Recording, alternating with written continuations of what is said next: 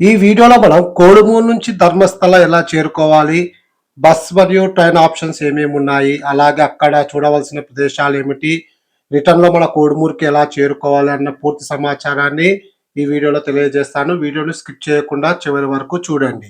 Hi yours, this is Praveen. Welcome back our YouTube channel.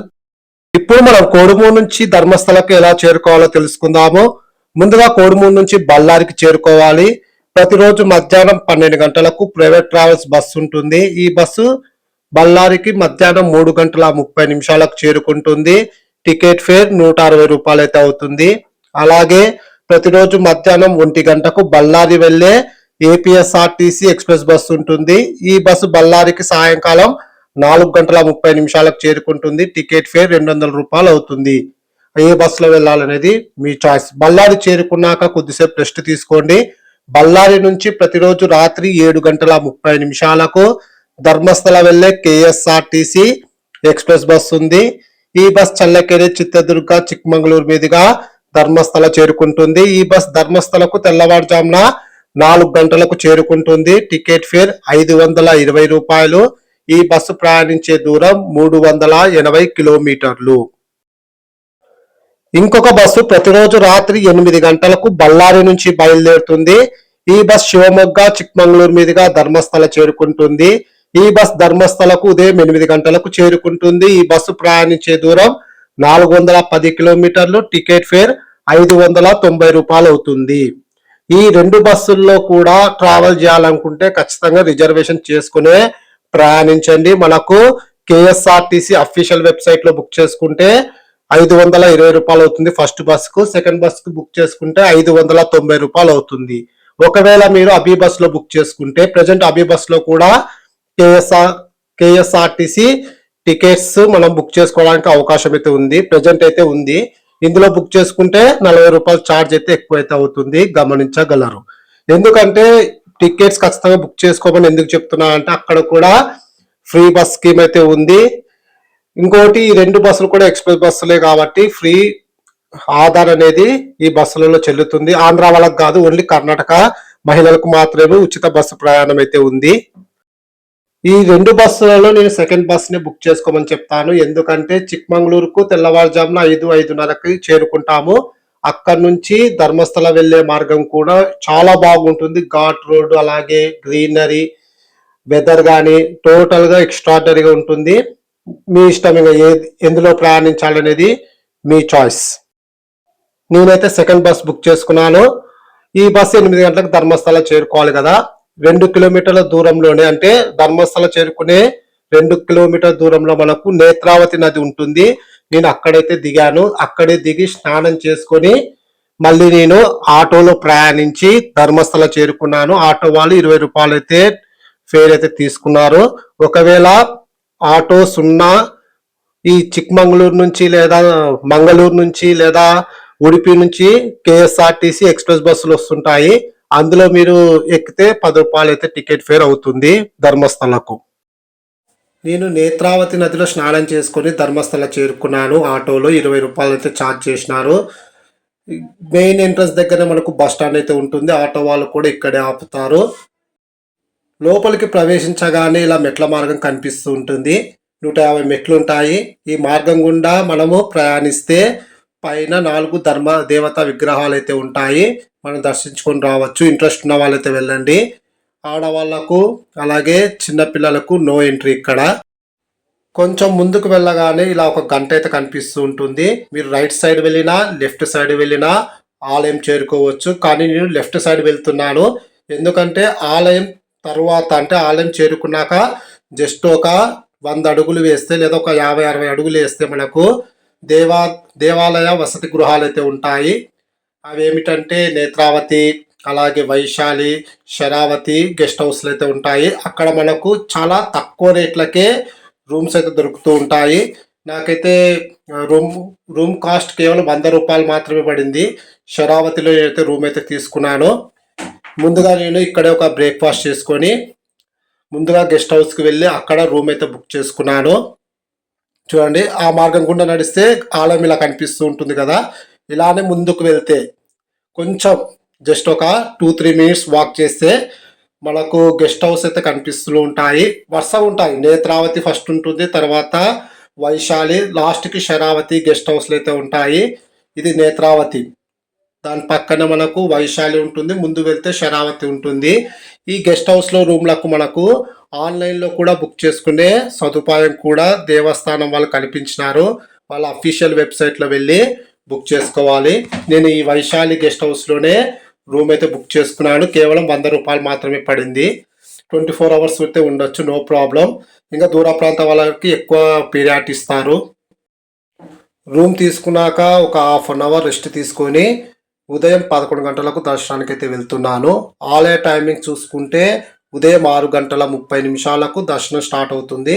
మధ్యాహ్నం 2:30 వరకు ఆలయం అయితే తెరుస్తారు.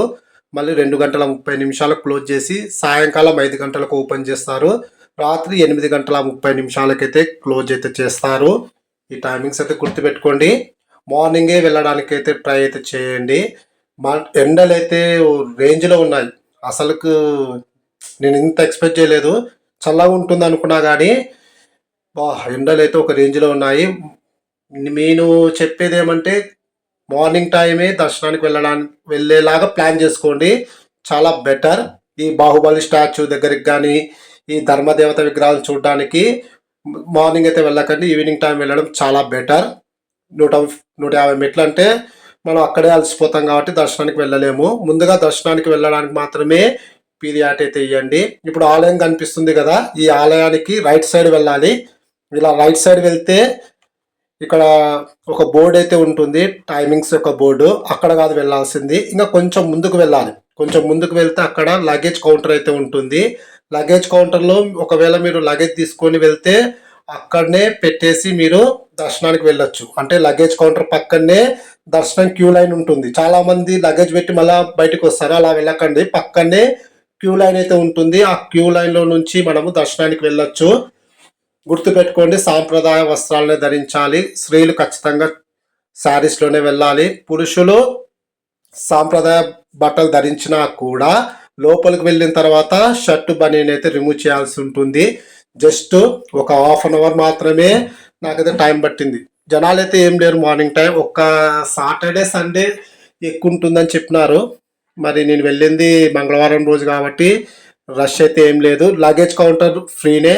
తర్వాత చెప్పుల స్టాండ్లో ఒక ₹2 తీసుకుంటారు. లగేజ్ కౌంటర్ దగ్గర కూడా లగేజ్ తీసుకుంటారు. మొబైల్స్ అయితే అలో ఉంది, కానీ లోపల ఎటువంటి వీడియోలు కానీ ఫోటోలు కానీ షూట్ చేయకూడదు. చాలామంది సెక్యూరిటీ వాళ్ళు ఉంటారు, చూసినా అంటే ఇష్యూ అవుతుంది. కాబట్టి అలాంటి ప్రయత్నాలు ఏం చేయకండి దయచేసి. మొబైల్స్ అయితే దేవాలయంలోకి అలో ఉంది, కానీ షూట్ చేయడానికి మాత్రం ఆస్కారం లేదు.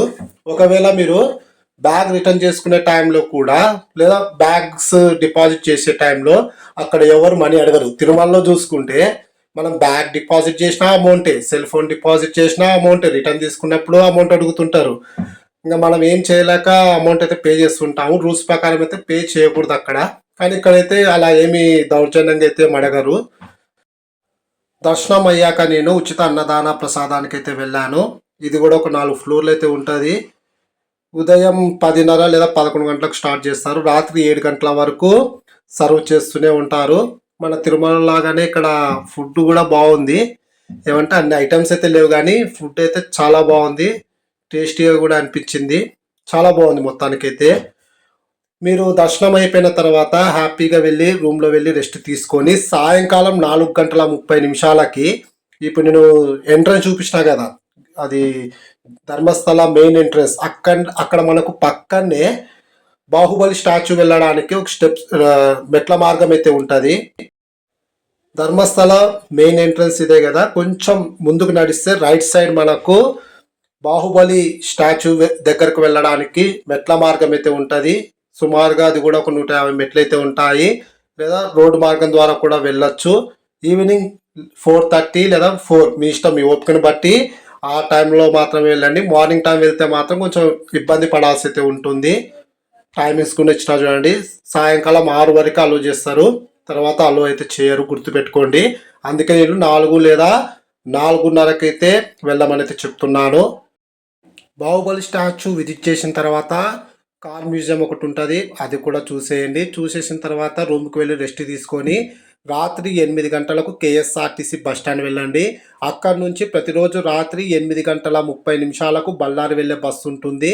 ఆ బస్సు మరుసటి రోజు మార్నింగ్ 8 గంటలకు బళ్ళారికి అయితే చేరుకుంటుంది. ఆ బస్సును అవాయిడ్ చేయండి.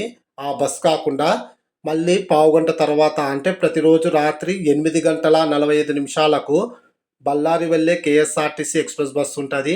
ఆ బస్సులో ట్రావెల్ చేస్తే బళ్ళారికి ఉదయం 5 లేదా 5:30 లోపు మనం బళ్ళారికి అయితే చేరుకుంటాము. అక్కడి నుంచి ప్రతిరోజు ఉదయం 6:15 కేఎస్ఆర్టీసీ ఎక్స్ప్రెస్ బస్సు ఉంటుంది. అదే టైంలో ప్రైవేట్ ట్రావెల్స్ కూడా ఉంటుంది. బయట దివాకర్ ట్రావెల్స్ ఉంది కదా, ఆ బస్ కూడా ఉంటుంది. ఎందులో ట్రావెల్ చేయాలనేది మీ చాయిస్. రెండు కూడా సేమ్ ఫేరే పడుతుంది. ఉదయం 9:30 లోపు మనం కోడుమూరికి అయితే చేరుకోవచ్చు. ఈ ఇన్ఫర్మేషన్ వచ్చితే ఖచ్చితంగా లైక్ అండ్ షేర్ చేయండి. మరిన్ని ట్రావెలింగ్ అప్డేట్స్ కోసం మన యూట్యూబ్ ఛానల్ని సబ్స్క్రైబ్ చేసుకోవడం మర్చిపోకండి. Thank you.